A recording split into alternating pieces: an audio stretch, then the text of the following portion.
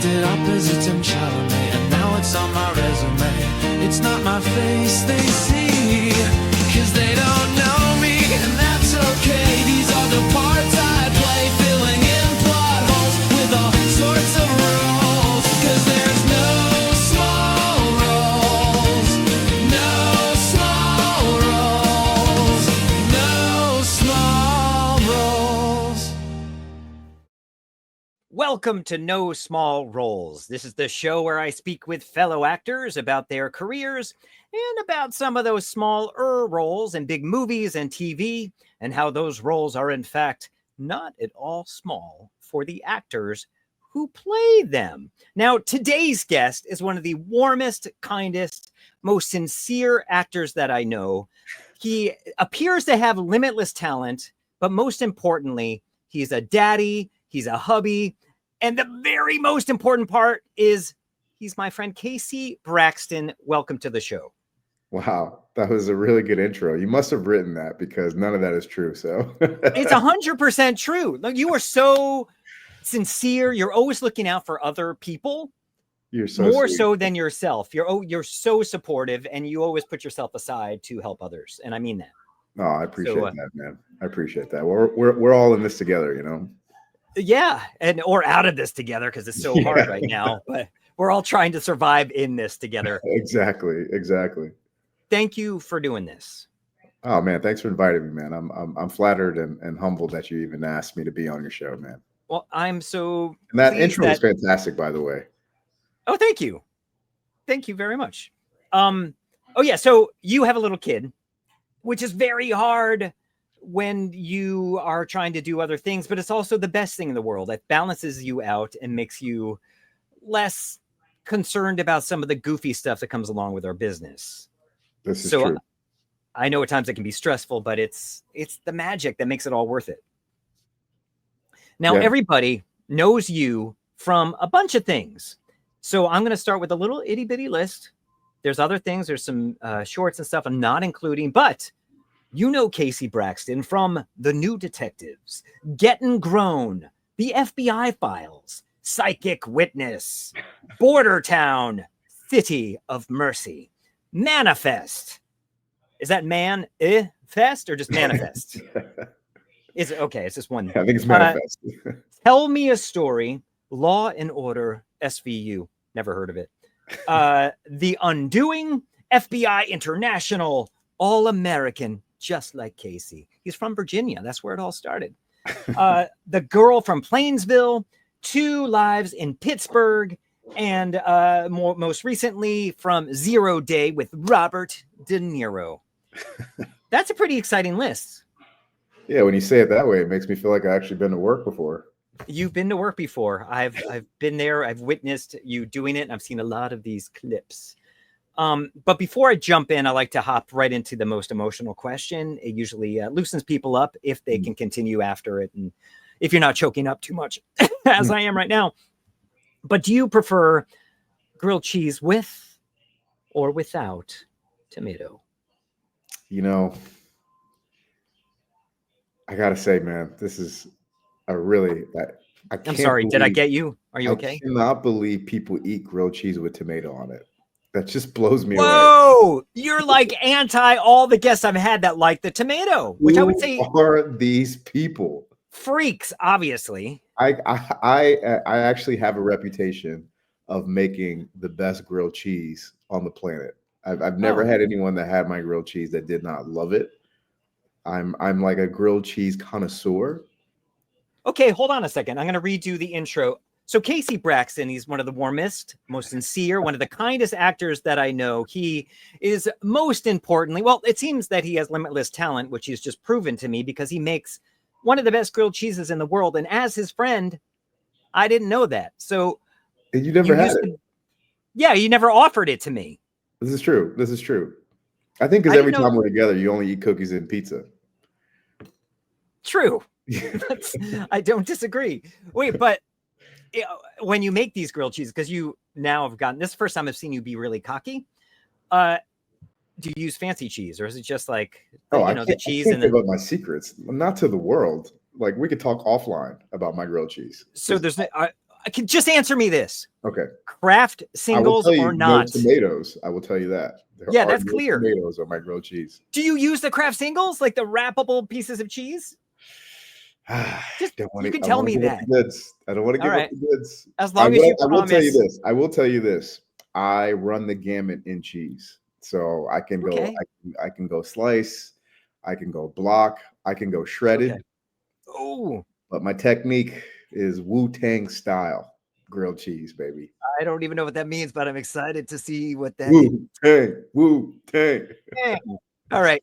Next time you're around, sincerely, you better feed me a grilled cheese. You're on. You're on. All right. Thank you. Now you are. Well, no, I mean, you lived in Virginia. I believe that's where you were. Were you born there? Yep. Born and raised. Okay. So that's not like totally down in the South.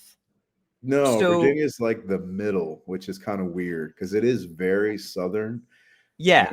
It has, I mean, it's southern culture to the max, but there's a little border in Virginia where you get to northern Virginia, which is DC area, Okay. Maryland. So it's a bit different up there. I'm actually from Southern Virginia, which is, I would consider the South, but even our accent is more East Coast than it is Southern, I would say. Yeah, because I don't hear any like drawl or is that a drawl? Yeah, like a I got a little bit. Okay, I've never noticed. Okay, so you lived there. You moved up north. You lived in New York City. You since moved to Los Angeles, and we'll get to that in a minute. But you married an amazing woman. You have a beautiful child. So you're not a dumb guy. You're pretty smart. So why did you choose to be an actor? That's a really good question. That story has three parts to it. Why I became an actor. Sounds the like a first story. part of that story is when I was really young. Mm-hmm. I had no clue what it meant to be an actor, but I remember one of my earliest memories of someone asking me what I wanted to do, because my mom always told me that I was going to be an engineer, and so I just kind of accepted that I was going to be an engineer. But I remember I was probably 8 or 9, maybe 10 years old. I don't exactly remember when, but I remember Die Hard with Bruce Willis. Yeah. And when it came out, and I was just blown away. It was, became quickly one of my favorite movies.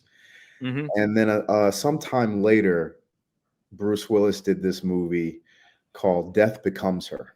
Oh, yeah. With Meryl Streep. Goldie Hawn and Meryl Streep. Goldie Hawn. Mm-hmm. And at the end of the movie, he dies at the end of the movie. Spoiler alert. Spoiler alert. And so I may be getting it backwards, actually. I think I saw Death Becomes Her first.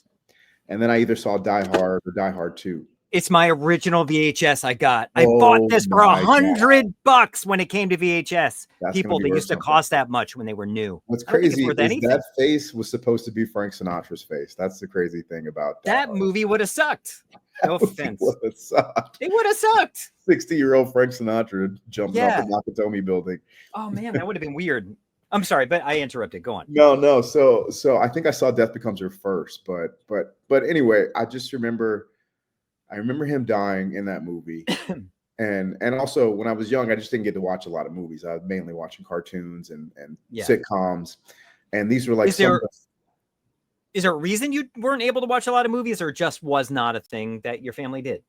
It was just kind of, my mom would turn the TV on and that was kind of it. Like I didn't get the channel remote. I wasn't able to like flip through channels, I would my mom would turn it on USA and I'd watch cartoons or back in the day, it was like, you had to be there for 7, 8 o'clock TV, which was Family Matters or, any of those shows that came on at a certain time, a certain hour. And then if you missed it, Full House. Yeah.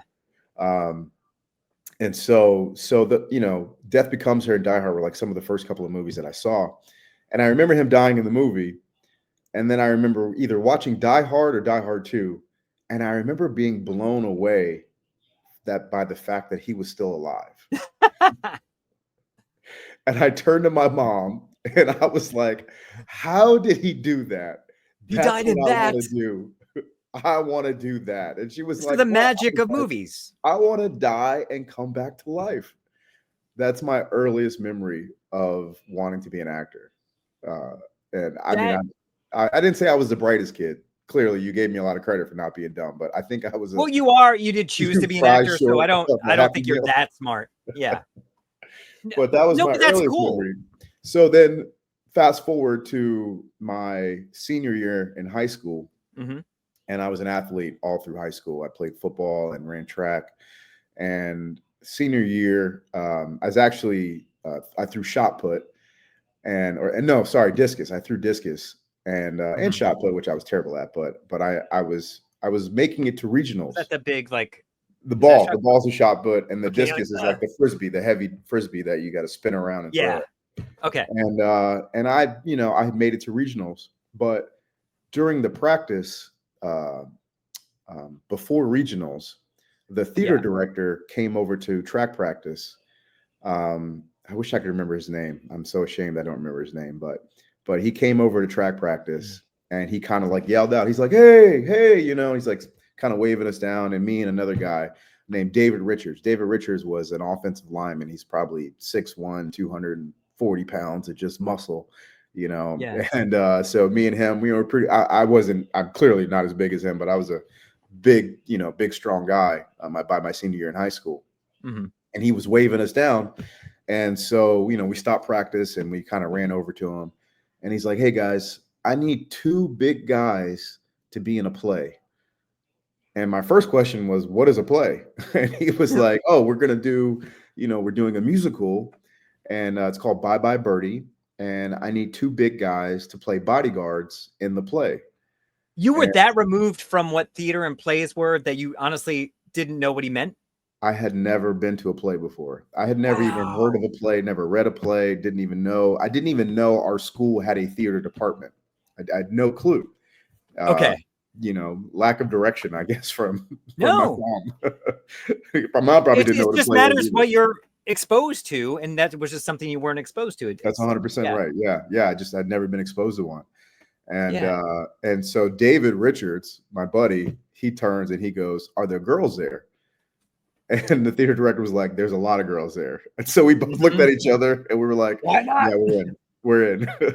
So we tried to do the play rehearsals and track practice at the same time.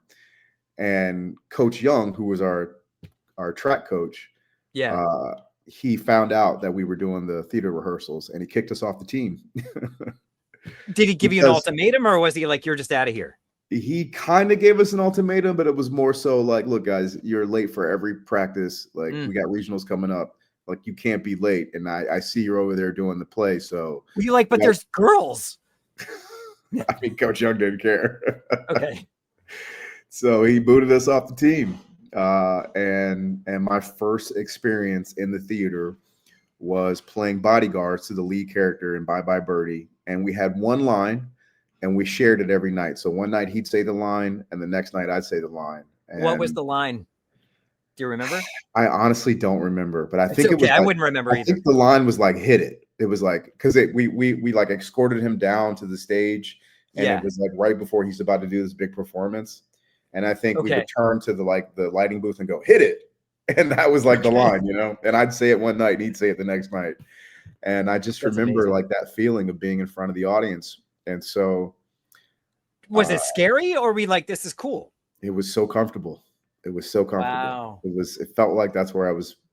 I just remember regretting finding out about this department in my senior year, right before I'm about to graduate. Like, talk about timing, like I would have, if I had known as a freshman, I would have been in theater department all 4 years of my life.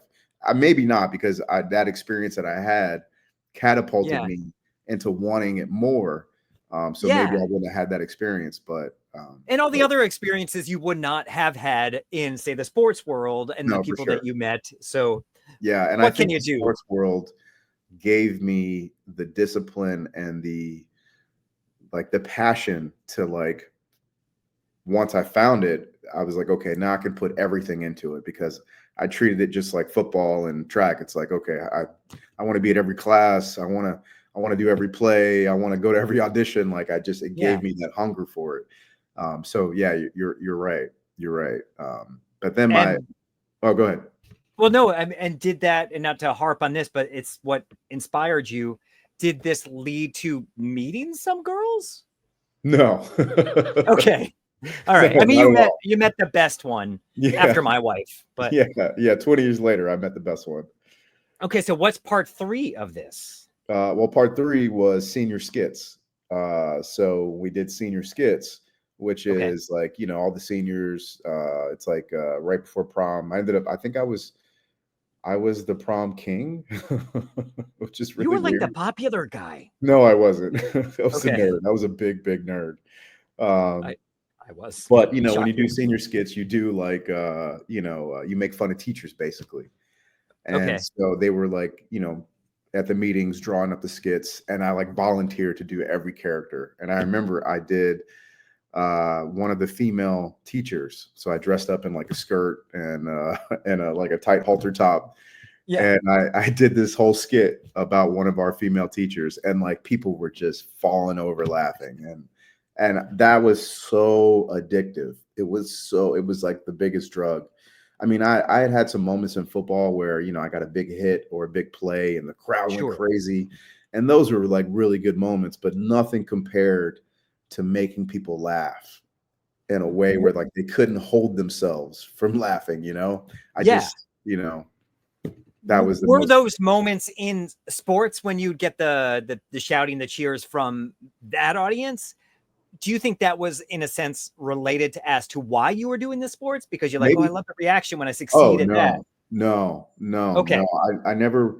I never chase the reactions in sports. For me, sports was all about team. I love the team aspect of it. Just I felt like, because I never had a brother or sister, so Yeah. when I played football, it gave me 20 something, 30 something brothers immediately. Just immediately, it was like a family immediately, and that was, to me, was the best part about playing sports. Is like Well, this. that makes sense because as I was saying earlier, is that you're always so supportive of other people, and it seems as you with acting, you approach it as a team sport as well. It's For not sure. like you, me, I'm going to protect my information and good luck to you. It's like, we're going to do this together. And I think that's how I you completely agree. Yeah, I and it, completely agree. I've always looked at it like that. I've been in that position where I've needed an agent, and I've like asked, "Hey, could you introduce me to your agent?" It's already uncomfortable to ask someone for yes. something, and then when people get weird about it, it makes it even worse. And so I've always been, It is I've hard doing introduced that. 5 or 10 people to any of my agents, and some of them didn't work out, but I've always looked at it as, if you're a good person and I like my agent, I'm just introducing 2 good people, and some people are like, "Oh, your agent's going to look down on you or think something bad about you." And I'm just like, I don't see it that way. If you're going to think negatively about me because I wanted to introduce you to this good person, then, That's on you. Yeah. you're not On my them. agent. Then you're not someone I need to be around. Well, that goes like, even when we were arranging for you to come on here, you're like, oh, hey, I can help you get other people too. Like, I know this person. You started hooking me up with other excellent actors and people that you thought might be good to have on the show. So you're always at it. So you We're even always offered together, to make more kids for my wife. And I'm like, that's why I'm here. But that's okay. Just need more brown kids, man. That's all. Yeah, That's what I'm trying I to help. know. Bring She some color seemed in the game house. too. I'm like, no, you're my wife. Sorry, honey. Hope my mother-in-law isn't watching this. So before we continue on, I want to, we have this segment. Oh my God, my AirPod is falling out. We have this segment called The Kiss and Tell coming up later in the show. But in one word, can you tease what your kiss and tell will be about? One word, Ooh. possibly 2, but 1, maybe 2, or 3, but 1. What I would say, I'll give No you 2 words. pressure. Okay, that's fine. Paul Giamatti. Those are my 2 words. I don't need. Is that Italian? That word? It's a spaghetti. Oh, I love spaghetti. Are you as good with that as you are grilled cheese? No. I'm terrible at cooking everything else. I can't wait to get to whatever that is. Okay, so that brings me. So we've got your kiss and tell word, Paul Giamatti. So how do you go from the senior skits, getting the reaction you did, to New York City? So what came in between Virginia, senior skits, getting to New York? A lot actually. I went to Virginia Tech, Okay. and And studied what? I studied theater. I studied theater. Okay. My mom, even choosing school, I didn't even choose the college I went to. My guidance counselor chose for me, just because I just had no idea. I didn't have any help or Yeah. have anyone kind of guide me in the right direction of like, maybe you should apply to, or ask me what I wanted to do, and then, help me to apply to those schools. I had some football scholarships that were offered to me. But some of the schools that offered me the scholarships, they were like 70 grand a year. And at 18 years old, I'd barely seen $700. So, Yeah. hearing that number was like, what do I do with that? And you were raised by a single mom. I was. And and if I remember correctly, she passed somewhat early. She did. That was one of the moments that happened in between. I don't mean to jump ahead. But... No. I mean, like I said, I studied in theater in college, and then probably around my junior year, my mother got cancer, and so I went home. She was your everything. She was my everything. And I went home to take care of her. And then once she passed, when I was 24 years old, that was kind of the come to Jesus moment for me of like, what do I do with my life? Because I had no backdrop, no safety net, nowhere to turn. Basically, it was like, okay, go get an apartment, which, back in those days, you kind of expected a 24-year-old to go and kind of have your kind of life together, not life together, but like, to kind of start branching out on your own. Yeah. I mean, nowadays, it's no big deal for a 24-year-old to live at home with their parents. Cause it's impossible to afford anywhere. Yeah, we've grown as a society to realize like maybe younger kids need more help, right? For sure. So kind of going out on my own and getting my own place and trying to start my own life. And I actually ended up going into the insurance business for a while. And then I turned around 3 or 4 years later, and all my friends were like 70 and 80 years old. And I was like, I woke up one day and I was like, I have to make a change. I have to go and like pursue life. Did you enjoy that at all, or was it soul sucking? You're like, I'm just being a practical human being. Yeah. I enjoyed helping people because shocking. Well, I started in the Medicare Advantage business when I was around. Not to get like all boring and technical, but George Bush created this Medicare Advantage program, which you get when you're old, like you. And Medicare pays it pays 80% of your bill, and there's a hole left. There's 20% of your bill that you're going to be left with as a senior, right? So, 90, dare say 90% of seniors aren't working. So, if you go to the hospital or a doctor and you keep getting 20% of the doctor bill, it's going to, send you to the poorhouse pretty quickly. And so you could either go buy a Medicare supplement, which costs money every month, or you could be in the poorhouse and have Medicaid pay for that. And then, then George Bush came along and created this Medicare Advantage program, which the dad? No, the son, Junior. Oh, W. Okay. Was it Sam Rockwell? Sam Rockwell played him. Oh, I never saw that. I don't know. Highly recommend it. It was Sam Rockwell. Played George Bush. It's amazing how sane and intelligent he seems now. Isn't it amazing how insane or how intelligent he seems now? Yeah, exactly. We just put him with Sam Rockwell. You're like, I might like this guy. Yeah. But anyway, I was in the beginning of those programs, and so I got to help a lot of people. Unfortunately, a lot of agents did a lot of terrible things, which hurt a lot of people, but I wasn't one of those. I was very happy with what I was doing. And, and this was in the days where we'd have to drive to people's houses and knock on their door and say, hello, you sent this card in. So I'd be so bad at that. It was the hardest thing I had ever done in my life up to that point. But the skills and the person that it made me was invaluable. I mean, just, having the confidence to do that over and over again. So cutting my teeth on that made me the person I needed to be to say, you know what, I'm going to go to New York and give this thing a shot. So I think without that experience, I probably wouldn't have had the courage to pick up and move to New York by myself. Did you, because you had said before that you potentially saw yourself being an engineer.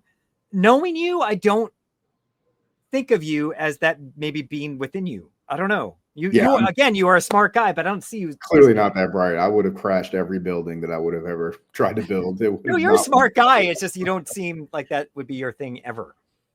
I've always, I don't have a desire to be stuck in one place for 8 to 5. I've tried it. I've tried it many times in I many get it. different places, and I hate it every time I do it. And I've always, even in the times, my darkest times of acting, I thought to myself, I could just go back right now and get my degree and be an engineer or be an accountant or whatever.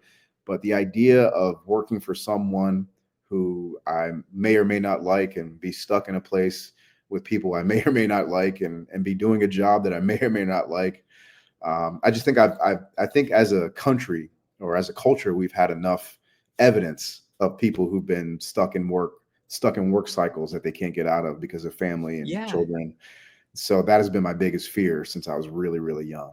Having lived in Belgium, they're great people, but they're so practical. Everyone becomes a doctor, a lawyer. They're the architect. It's very like, this is what you're going to do. You're going to do it until you retire. They can do much earlier there. But here we are the land of dreamers. And then if you're an artist and you've got this artistic brain, it almost feels like you're in a cage. Yeah. And while it would be the practical thing to do, this is our one life. Yeah. This is it. I mean, unless you believe in other stuff, and all due respect for those who do, but I got to live it. And we'll see what happens while we are attempting to live this life. I 100% agree. I 100%. Although I still want to encourage people to do those trades. I mean, and not just the professional trades, but even the blue collar trades of being a plumber and a electrician. And, these are all things that not only do we need those people, but yes, for sure. But, they make a ton of money. They make a ton of money and they provide so much value to society. Absolutely. But I think what you said is right. If there's an inkling in your heart, well, I mean, and I think a lot of famous actors say this a lot of times, is that if there's anything, as far as being an artist, if there's anything else in your life that you can see yourself doing, you should go do that. You should go do that.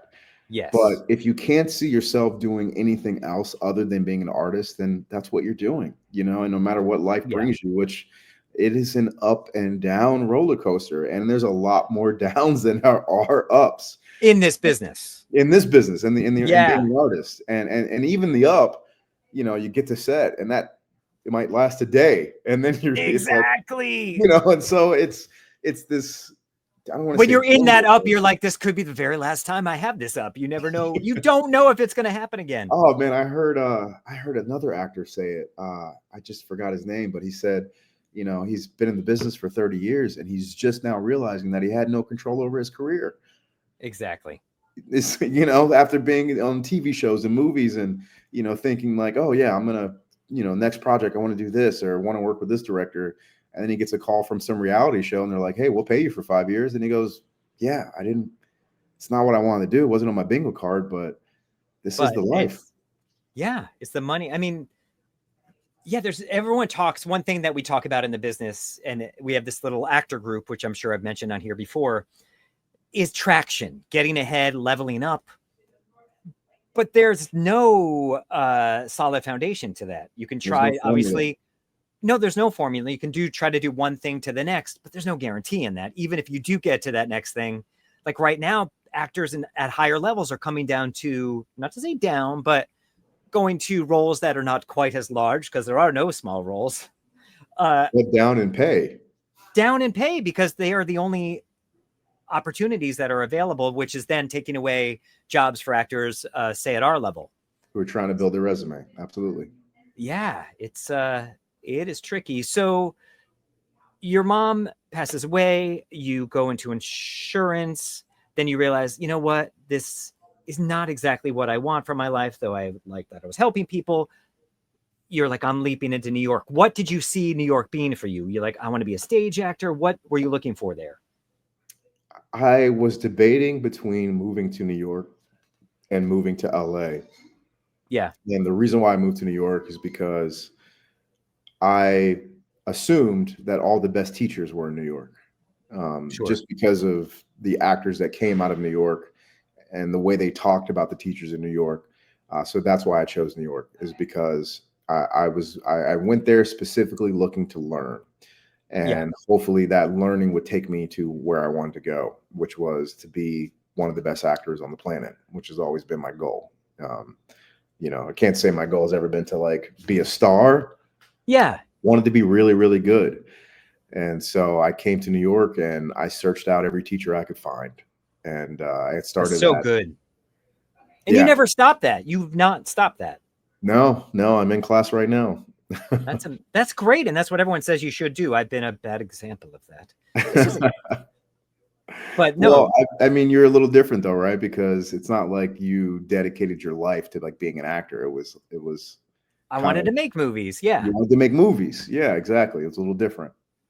Well, I think for the same thing that attracted you to Die Hard, like, I believe that world. And then he came back to life in this other world. Like, how is that possible? I was like, I want to create those worlds. Like, how cool. This is a thing people create.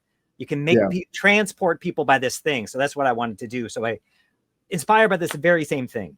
Yeah. And it sounds like you kind of not stumbled into acting, but it like almost kind of fell into it in a way.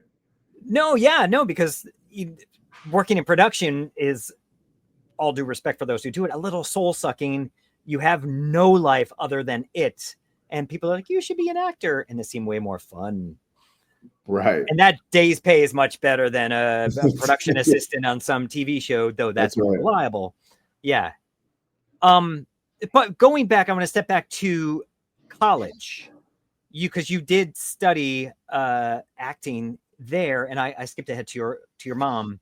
Were you able, did you finish school or did the mom, what happened there? Because I skipped that part. No, I didn't. I went there to study theater and there were a lot of crazy things that happened along the way. But once my mom got cancer, it was kind of a no-brainer for me to pack up and go back home. Sure. And so I left and went home and stayed with her and took care of her as long as I could and did the best I could. And I can't imagine how hard that was. Yeah. She was my world. She was my world. I know. And so I probably went home at 20, I think, or 19, 20. I think I was 20. So you're like 2 years of school and then my junior year I left. And then she passed away maybe 4 years later. Wow. Yeah. Okay. And then came the insurance and then to New York where you started doing a lot of training. What happened from there? Yeah. I mean, even before I went to New York, I must have done 10 or 15 community theater plays. I was, any little theater. I'd done plays in malls. I've done plays in, the crappiest little shacks of buildings. You just wanted to soak it up and do it.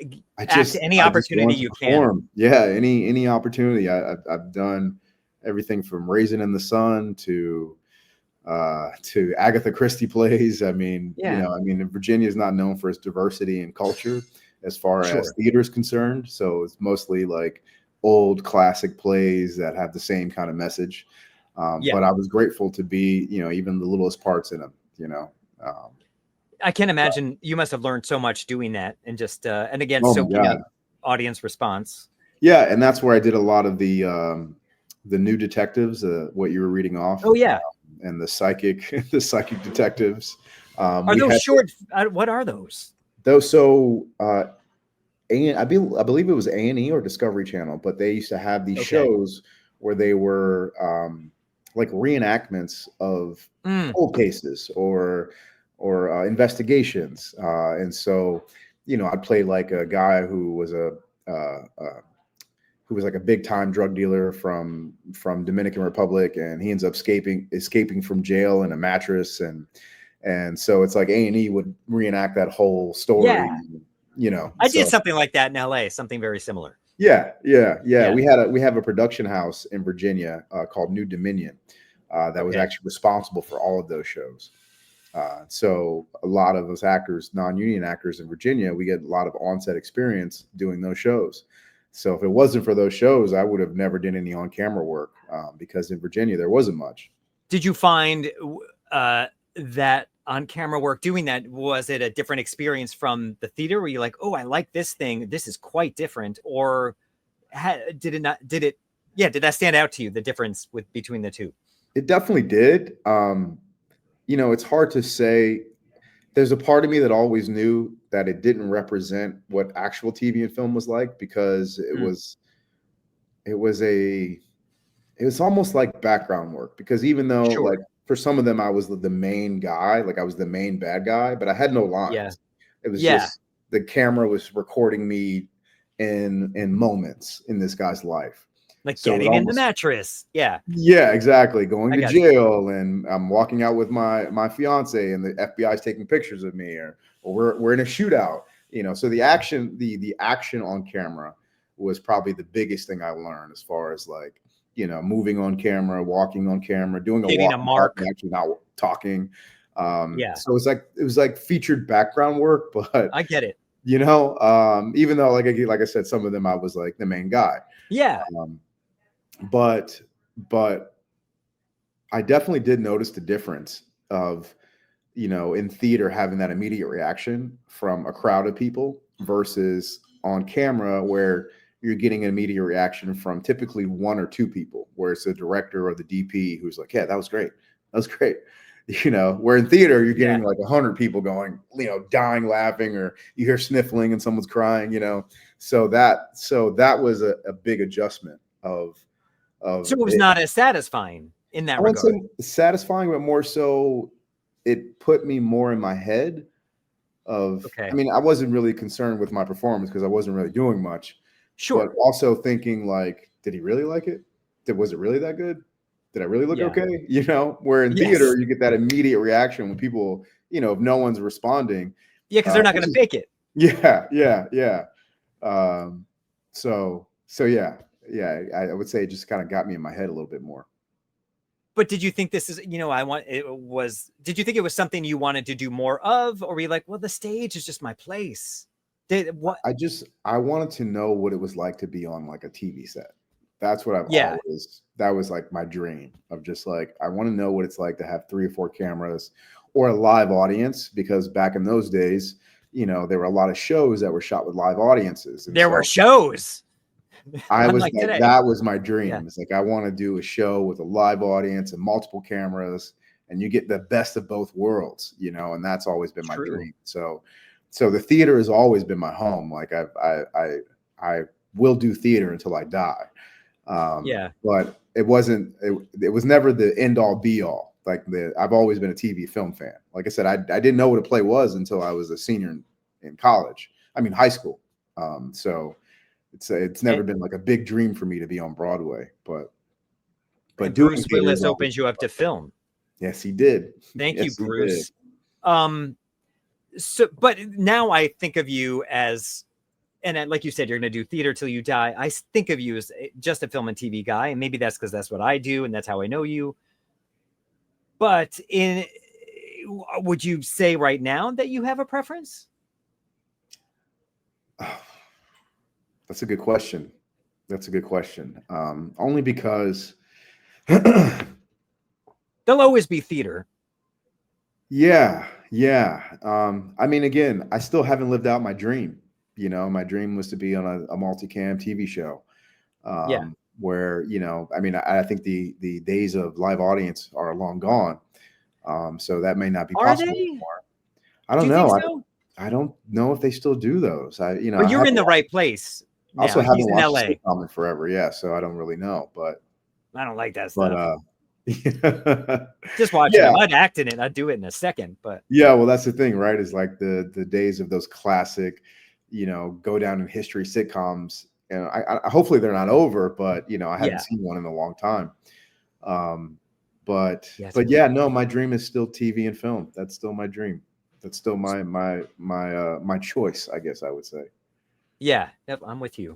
But in New York, you've done all the training. You said that these jobs down south were your intro into doing TV and film. So you said in New York, you weren't pursuing Broadway. So what were you looking to do from this training? Did you, at that point, were you like, I'm going to try out more of this TV film? How'd you get an agent? Where did you go from there? Well, like I said, my goal was always just to be a better actor. And so the first place I studied was T. Schreiber Studios. Okay. And, I'm sure they had an on-camera class there, but I just kind of jumped right into the scene study, partly because like I said, I didn't really know theater. Hadn't read a lot of plays, and just all the actors that I respected, it seemed like they all started in the theater. You know, Dustin Yeah, Hoffman, the best. Denzel, De Niro. I mean, Meryl Streep. Like all the people that I grew up with and looked up to, they started in theater. So I just, my budget could afford a scene class that I could take every couple of weeks. I always wanted to do a conservatory, but I just didn't have the budget for it. I get that. So I started in scene class, and Mhm. and I got introduced to like all these great plays. My first acting teacher in New York was Peter Jensen at T. Schreiber Studios, who was amazing. What I loved about him the most is that he never let me get away with anything. He would always he'd get pissed, and he'd like slam the play down. He's like, "Why are you coming in? You're coming in carrying suitcases, and you don't look tired. It's cold outside, but you don't look." And he would, I actually miss that. Seeking the truth in your performance. Yeah. And not letting me get away with like, okay, you said the words great, because that's what you think as a young actor. That's what you think acting is like saying the words great. Like, oh, I said that really good, Yeah. But it's way more than that. So much more than that. Yeah. And that's what Peter was really great at just like calling you out on your BS or your lack of preparation, I would say. Yeah. And so from there, I met other actors who were auditioning for TV and film. And so then that was like, oh, well, how do I do that? Right. Because even though I didn't feel ready to do it, I just, I'm a young actor. I feel like I'm in the right place. So then how do I move in that direction? And so I started just self-submitting to every agent in New York. And every agent in New York turned me down by not responding. Yes, that's how it usually goes. And so I came across this woman in New Jersey. Her name was Stephanie Fields.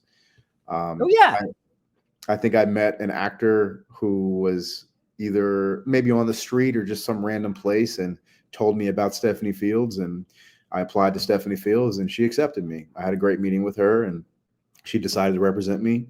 And she started my TV and film career. She got me my first TV auditions, got me my first TV job. It was fantastic. Yeah. I was with her a short time. She's a very kooky.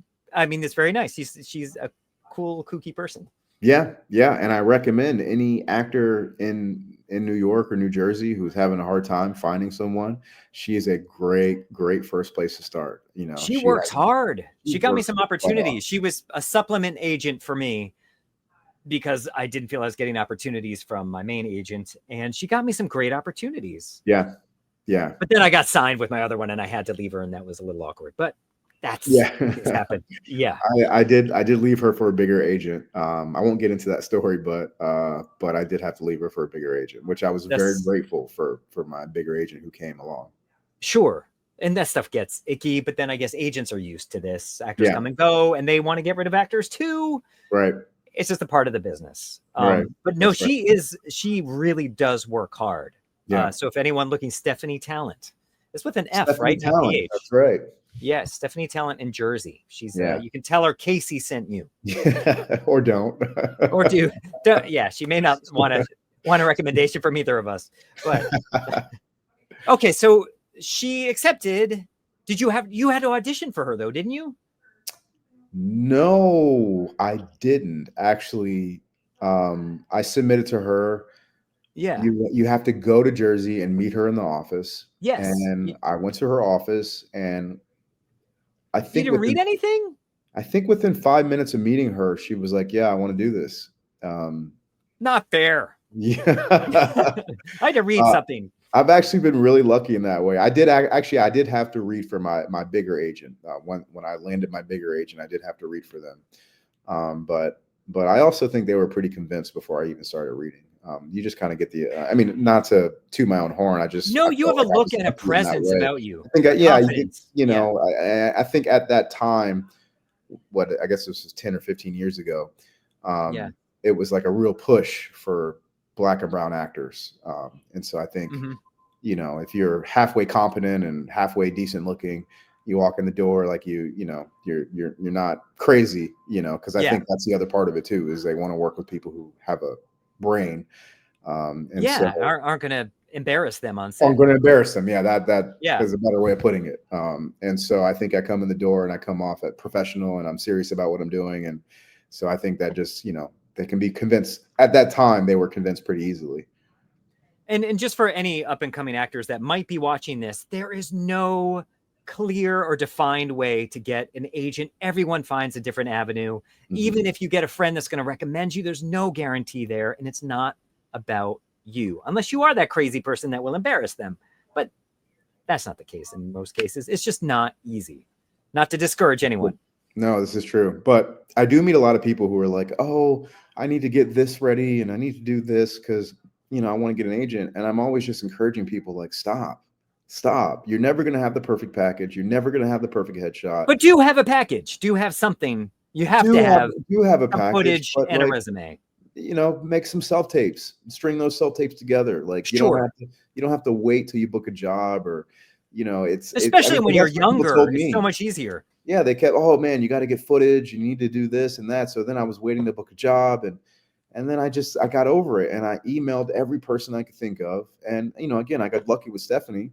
I didn't have any footage. I didn't have any reel. I had nothing but like a good attitude and a passionate paragraph that I wrote her. And again, not a super ugly guy. And I mean, hey, you make a mean grilled cheese, which he made for her, obviously. You're making me feel like grilled cheese. Yeah. Ow. But yeah, I mean, like, I'm just going to encourage people to don't wait. Don't take everybody's advice of like, oh, you got to book a student film or you got to book this or book that. Go find some sides, make some self-tapes, make them really good, string them together and send them out. And at this point, and I just want to put this out there, make your self-tapes look good because that's the easiest part. The easiest part is having good sound, good lighting, a decent backdrop. Just do that because that why distract him with unnecessary stuff that could even hurt you. That's exactly right. Look like a professional. Yeah, that's it. But you don't actually have to be one. Just fake it till you make it. Yeah. So you said she got you opportunities and then you went to another agent eventually, but what did you book some stuff with her? I did.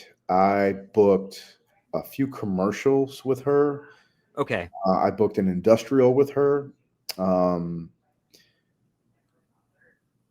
And did any of your bigger legit stuff come from her, like Manifest? No.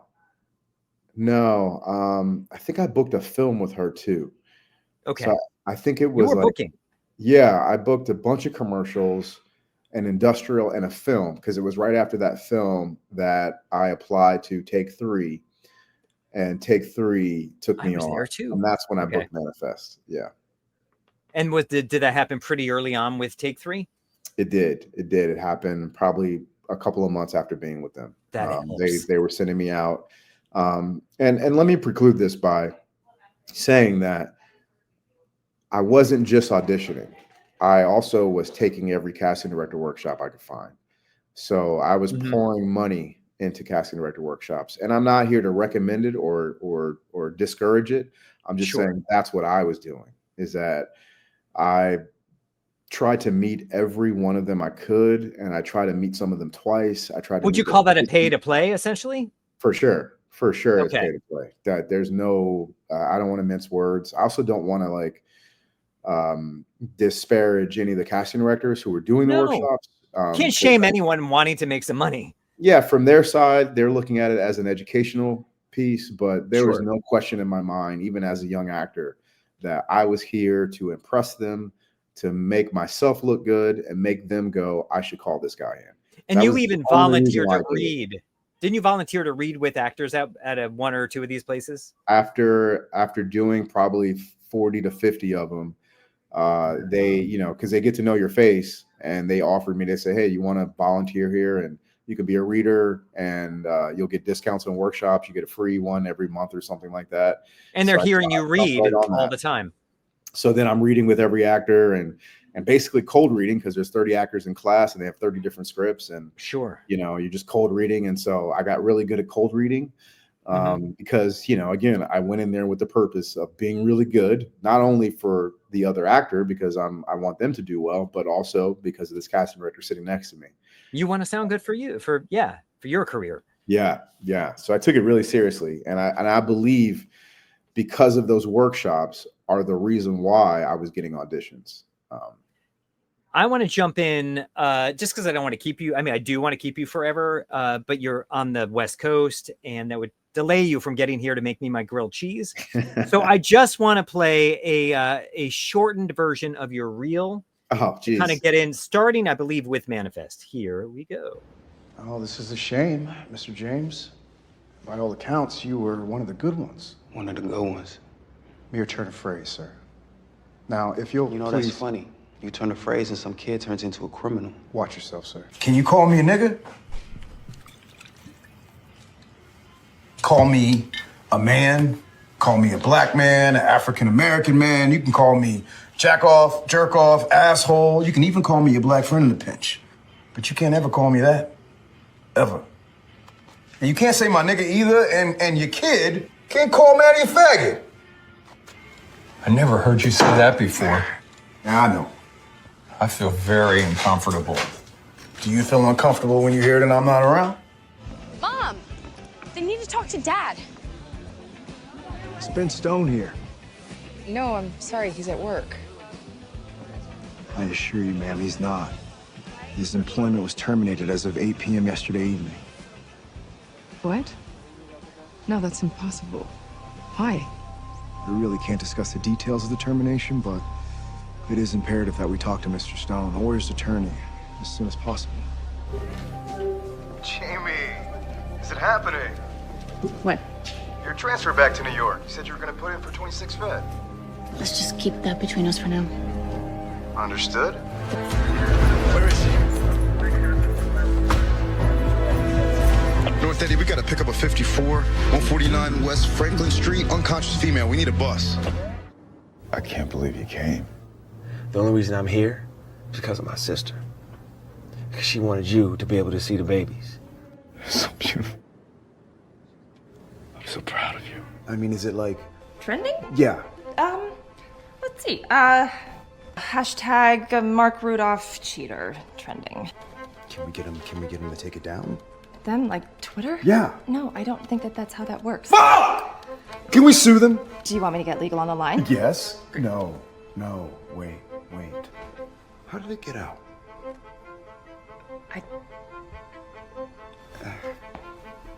Has Cheryl Seen it? She's made a statement already. That's such a great variety of roles. It's so good. I lied. Manifest was not first. And that the Pittsburgh one where you say, does that offend you when I'm not around or whatever? That line is so good. I know you didn't write it, but it's well performed and it's very powerful. Yeah, no, the guy who actually wrote that script, I got to give him kudos. His name is Brian Silverman. He wrote it, he directed, he starred in it. It was very, very impressive watching him through that whole process. It was amazing. I mean, he paid for it himself. He totally self-funded. It was very impressive. There you go again, supporting other people in your interview. It's very powerful writing there. Because I don't want to keep you forever. What did these opportunities in that reel there, what did they mean to you? Do you feel that they've helped propel your career? Like we said, traction is not really a tangible thing in this business, but what did those opportunities mean to you? I mean, I know there's been more.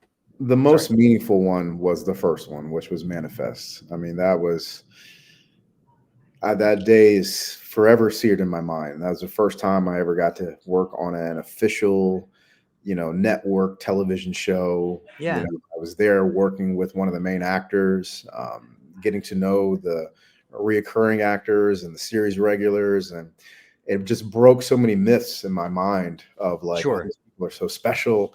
And then meeting them and just talking about mortgages and, just life, people being people. Fear of the next job not coming. And, what if this doesn't get picked up? And, and how am I going to pay for my kid's school? And just bringing everything kind of back to life of like, this is just, we're all regular people just trying to work. Just people doing a job. Exactly. Yeah. So I think that one that meant the most to me. It also was like you said, the traction, because once I booked that one, I ended up booking 3 more. I think it's like I booked one while I was on set. I was on set when I got the call for my next job. And so That feels then I good. started thinking like, is this how it works? You know, It's gonna go. It's never gonna stop. it's never gonna stop. And then, I'm yeah. on fire, baby. And then we all hit that wall. But Yeah. And then of course it, it dipped and then it picked back up again, and then but the traction that you're talking about, at least for me, and all of this happened before COVID. Some of those jobs happened after COVID, of course, but most of them took place before COVID. And the traction that I felt was not really me booking work. It was more so the quality of auditions I started to receive. So, like putting things out there into the universe. The Walking Dead was one of my favorite shows when it was out. And granted, the earlier seasons were my favorite. As the show was going on and started to spin off, I kept telling my agent, like, please, if I don't care if it's a guy holding a bag of cookies, like I just want to be on the show.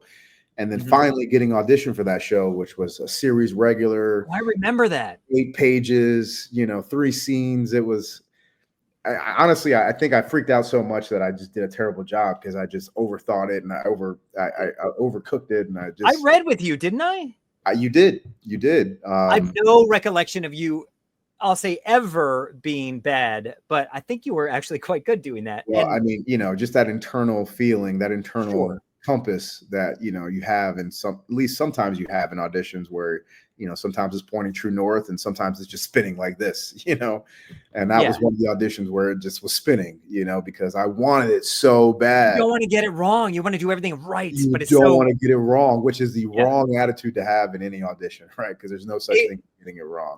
And it locks you up too if you get started. Like, I want to do this the way they want it, and it says right here I need to do this. Yeah. But they want to see you being free and truly bring you into which I was not able to do at all because I wanted it so bad. But that was probably one of the best times in my career that I felt, I guess you could say, traction. Getting these just amazing auditions where I remember that.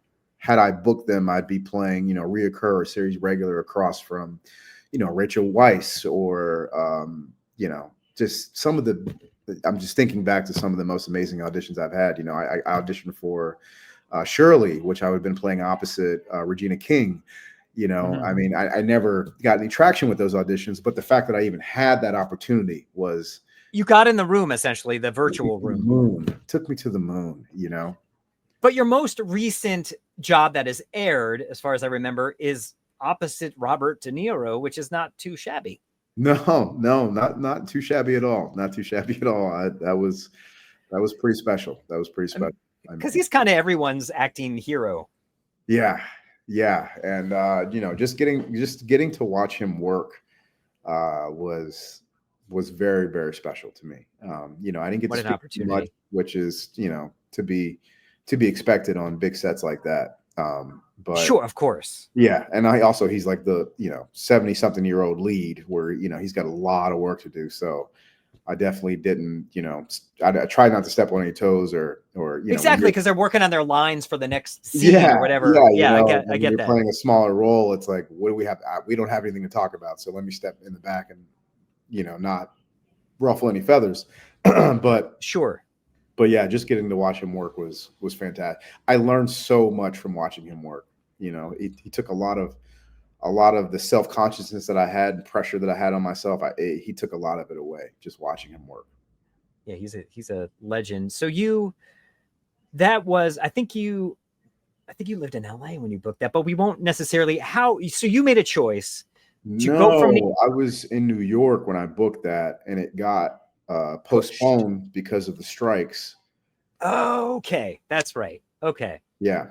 So in between there, you made a choice to move to Los Angeles. Why did you make that choice, and what does that choice become? Still asking myself that. And I'm not trying to rub any dirt in the wound or anything.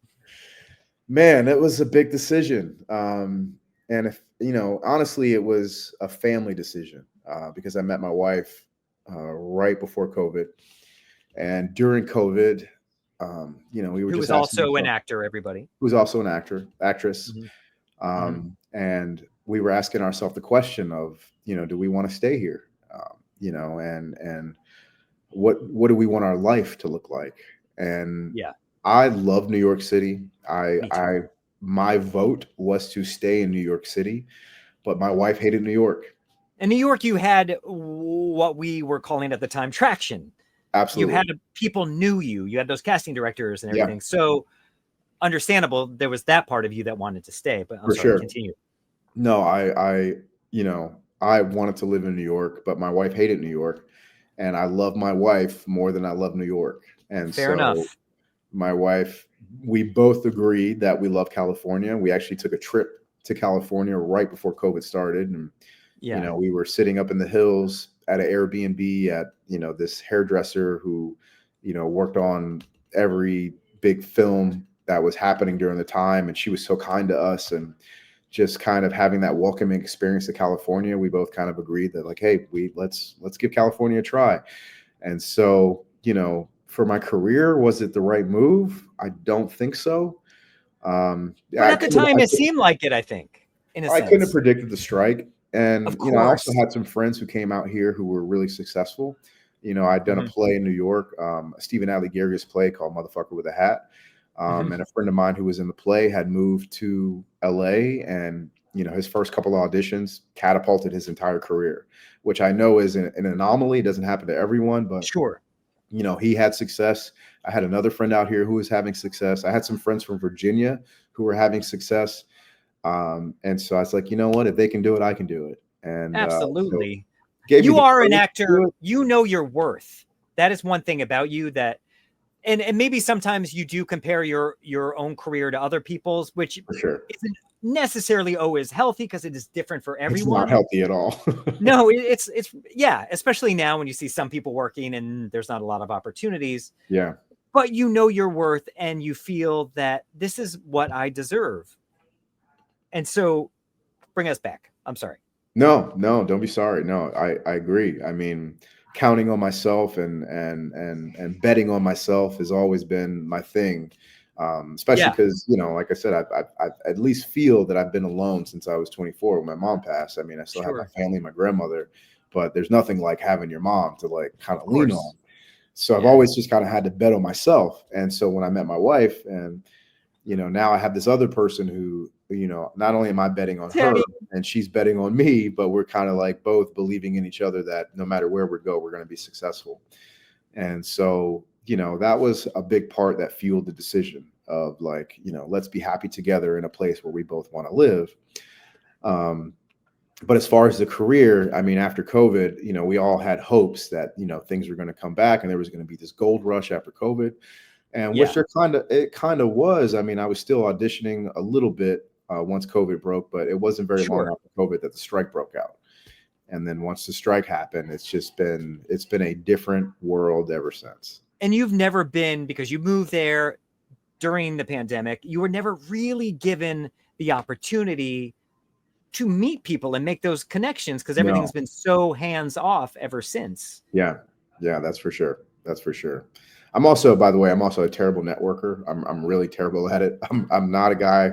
I'm terrible at going to parties, and Hollywood, at least from what I'm learning, and again, I don't know much. I would say I know 10 to 15% of what Hollywood actually is.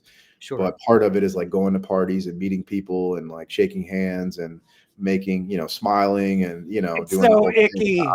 That it is the You are like, opposite of who I am. you are a recluse like I am. I had to go to this Yes. film festival last week and I just was not, everyone's so nice, but I wasn't feeling it. I'm like, I just want to be home. I don't want Yeah. to talk to people. I mean, I like people, but I was like, I feel like a I freak like right talking to now. people one-on-one, just me and you. Yes, And, you know, I same. love that. You know, Me I too. love meeting new people and just having a conversation with that person or two Agreed. people.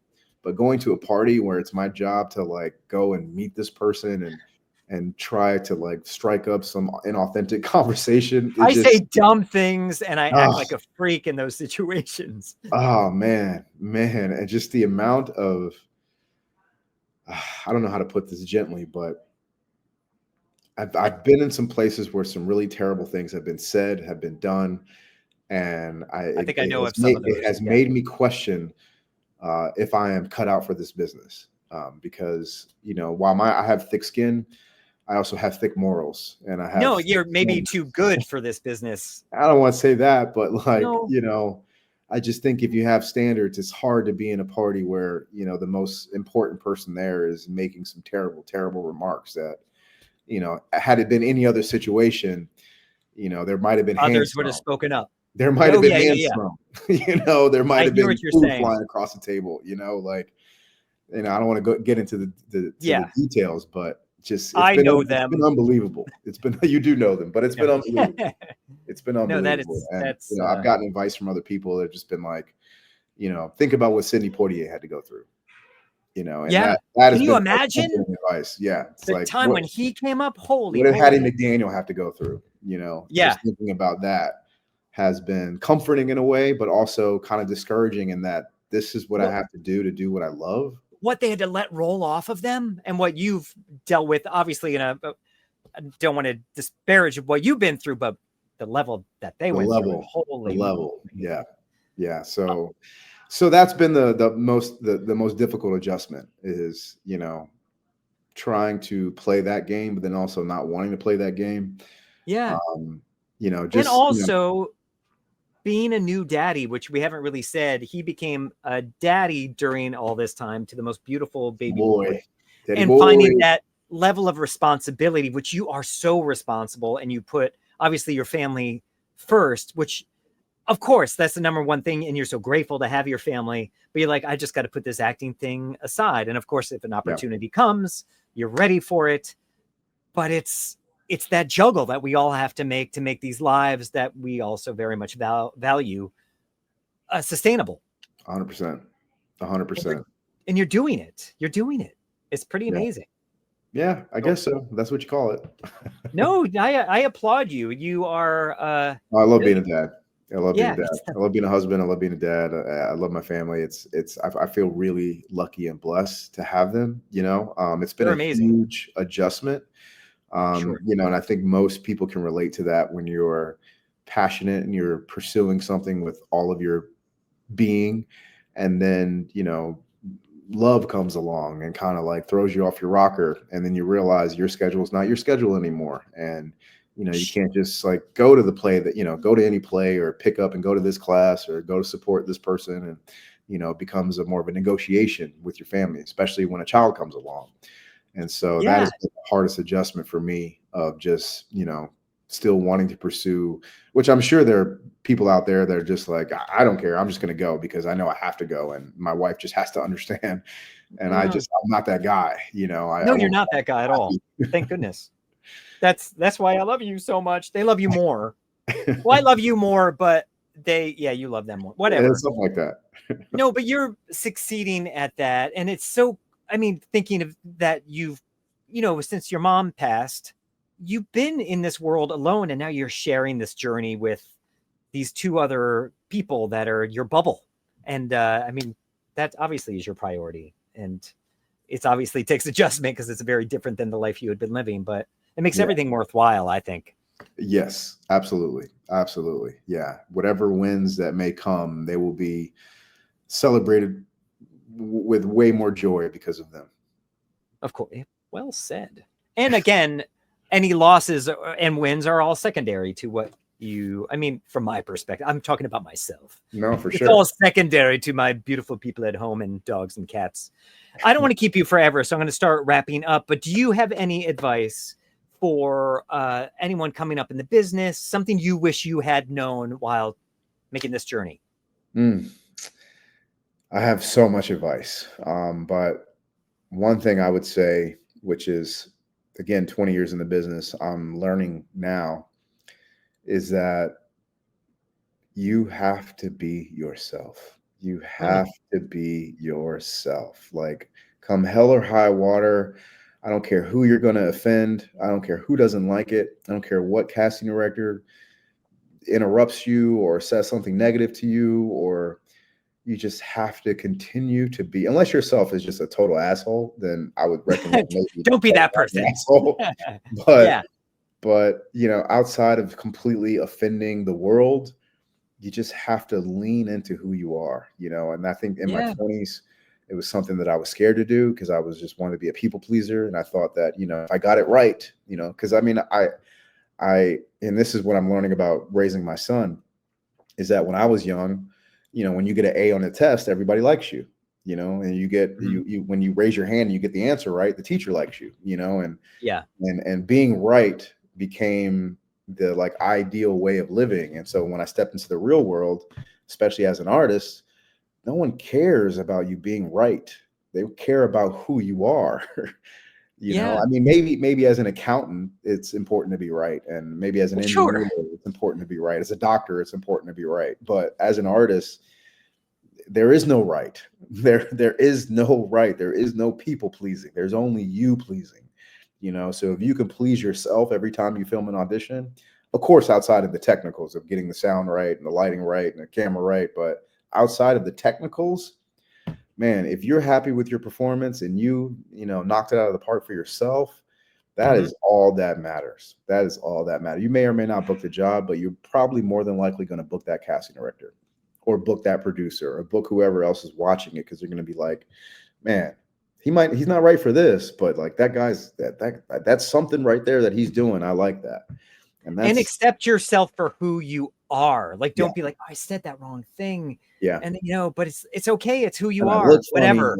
And my nose is this way, and my tooth is this, and I was gonna tell you about that. that. Like, it's like, man, you can get caught up in like that whole thing, man, and it will wreck you.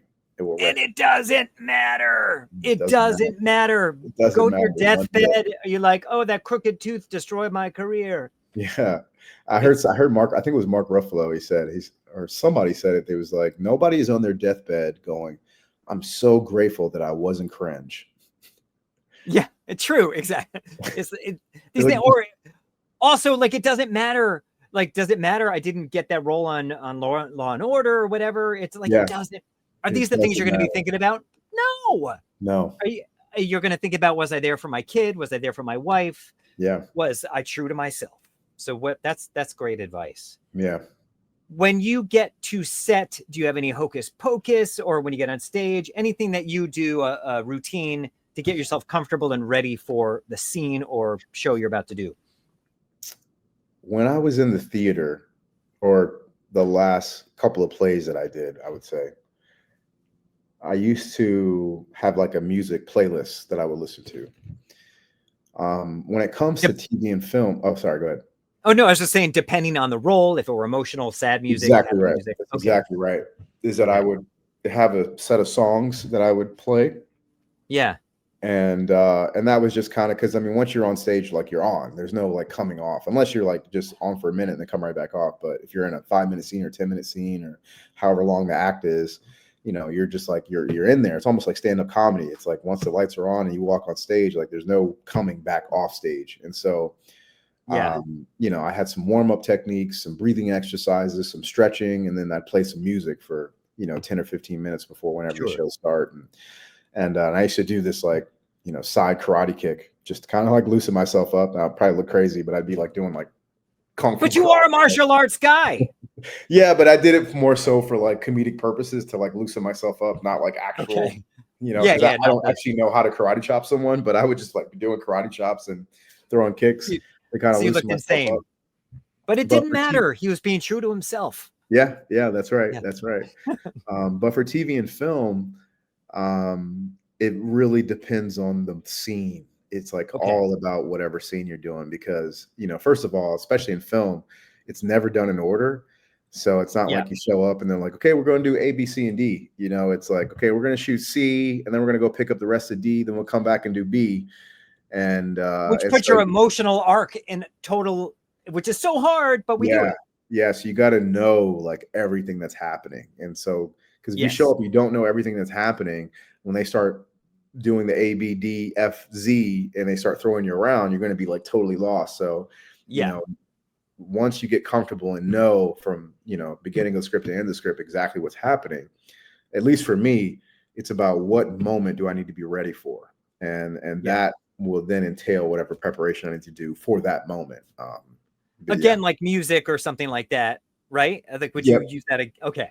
Yep, exactly. Whether it be music, whether it be meditation, whether it be breathing exercises or, if it's comedy, just loosening myself. Sometimes I'll like, especially if it's like a fluid conversation where it's like I need to have a little more charisma and be joyful. I might call you, or I might call, someone, like I'll call my wife and just have a conversation on the phone just to kind of loosen myself up. And one of us high energy people. yeah. Just somebody that's going to like bring out that part of me, because I'm like I said, I'm a recluse. I like to be, I'm very, internal. So sometimes I just need to get out of my head. And so I'll call someone and have a conversation just to kind of bring my voice out sometimes. Or so there's a myriad of things that I might do for a TV and film scene, depending on what the role calls for. Yeah. Now we have, as we had mentioned earlier, you mentioned Paul Giamatti as your word for your kiss and tell. Can you tell us what your kiss and tell is, Casey? Yes. So I did a show called Billions, and I had one line, and me and 3 other guys had like one line. It was a union scene, and Paul Giamatti was. Roles are so important to us. Like when we say just one line, that's a huge deal. And how many other people auditioned to get that? And you got 100%. Yeah.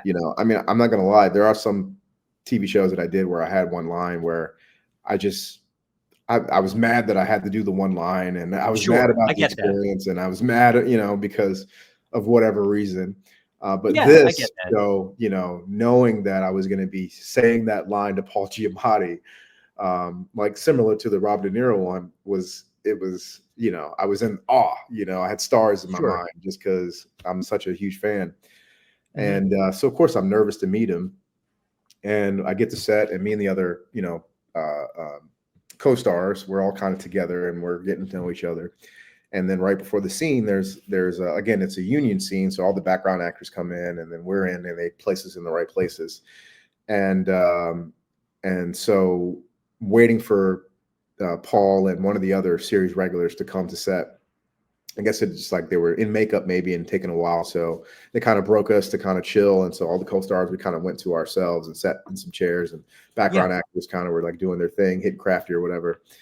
And so we're just kind of talking. And then Paul Giamatti comes in, and I guess he comes in, he's kind of scanning the room. He's looking around, and he spots us, and he comes and he sits right in the middle of us. And he goes, "Hey guys, I'm Paul. I don't want to talk about me. Tell me about you." And he goes individually, and he's like, "What do you like to do?" And each one of us are going, "Yeah, I like to fish." And "Oh, you fish? Yeah, I go fishing over here."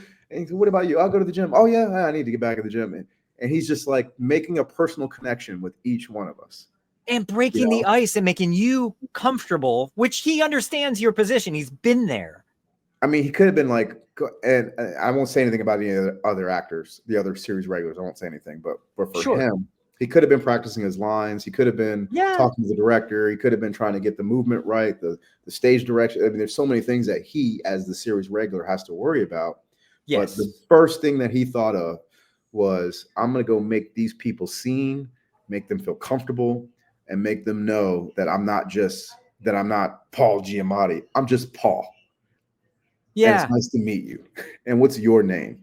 That is so generous, but it's human. And it's like it's everyday interactions that we take for granted, and every day. Yeah. But because of this thing called movie star and TV star, it can be disarming, That and hierarchy. Then also, being the co-star who comes in for one line. I heard someone say that, even as a co-star or a guest star, when you show up to a TV show to do a role and you're there for a day or two, it's almost like showing up to somebody's house for dinner that you don't know, you've never met. I say it every time, every episode I say it. And you're sitting down for dinner, and it's like trying to like have a conversation with somebody that you never met, and eating their food that that you didn't cook, and then you're gone. Like you weren't there for the cleanup, you weren't there for the cooking, and so it's like he understood that. He, like you said, he'd been there where we've been. And he knew that we all needed that, because the minute he walked away, it was like all of us were like, it makes it like better. We all did it, like all collectively. It makes it better for everyone. Like, I say every episode, it's like showing up at someone else's Thanksgiving dinner, and you're at the wrong house, but you sit down at the table anyway, and no one's really talking to you. But if they do, you're like, all right, I belong here. I can eat. Yeah. But it's so tricky to pretend to be comfortable in that situation. Yeah. But that is really, really cool and really good to hear. It really showed me what it meant to be a leader on set, because to me, that was leadership. That is very cool. Do you have any dream opportunities any dream opportunities, something that you must do before you are on that deathbed in many, many, many, many, many years from now? Yeah, I've got so many. I mean, there's so many people that I want to work with, so many directors that I want to work with. You know, I mean, like I said, my goal, my dream, my goal is to be, you know, series regular on some HBO show that goes for 5 or 6 seasons. That'd be a dream. Playing America's most loved detective. You know, True Detective was honestly, you know, I mean, if I had the pinnacle, you know, that would be. It's still going. It is, you know, so whatever season comes around, you know, I mean, the Denzel Washington Spike Lee joint that just came out, The High Low, you know, I emailed my manager every single day. I was like, can you just get me I just want to be an extra, just anything. I will do this, like whatever you need me to do. Just please. I want to be near that. You know, and she couldn't, you know, she didn't have me pull in New York, which I understand, but I mean, it doesn't hurt to ask. Yeah. Well, I do. I for sure. Anytime I see a project come out that I'm just like, please. You know, typically doesn't happen. You know, I honestly, The Walking Dead was the first time it had ever happened, when I asked for something and that came through in a big way, as a matter of fact. I remember that being I can almost visualize the role still, but that was a nice big opportunity. Yeah. Okay. So there's a list. You got to work with De Niro, but that wasn't enough for you. What will please Casey? Well, you know, the funny thing about De Niro, I was actually going to tell that story too, in that I had like 4 or 5 lines, and it was supposed to be 2 days of shooting, but we did it all in one day. Yeah. And he didn't say anything back to me. And so, not that I cared, but I was like, man, you know, I want to go back and forth with him, you know, like that's kind of the joy of it. And there were no written lines for him. And there was no written lines for him. Yeah. And so we must have rehearsed it 4 or 5 times, and then we did it, and we probably did it 5 or 10 times. And by the 6th or 7th time we did it, he started to improv, and he started to like throw lines back at me.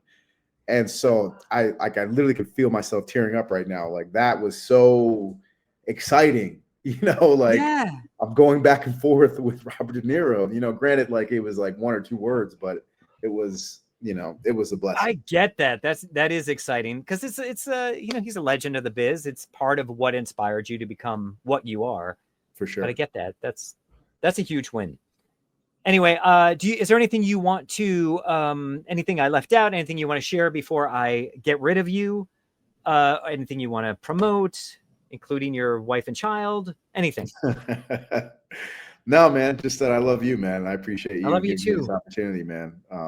You know, I will only believe it when you make me that grilled cheese, but before then I'll be like, I don't know if you meant it. But no, man, I just want to encourage anyone out there who's watching this, man, that, you know, you can do it too. And even though the industry's changed, I believe that the entertainment business has gone through many, many changes. And so, you know, it's if it's meant for you, it will be, period. And if some things don't happen for you, it's not the end of the world.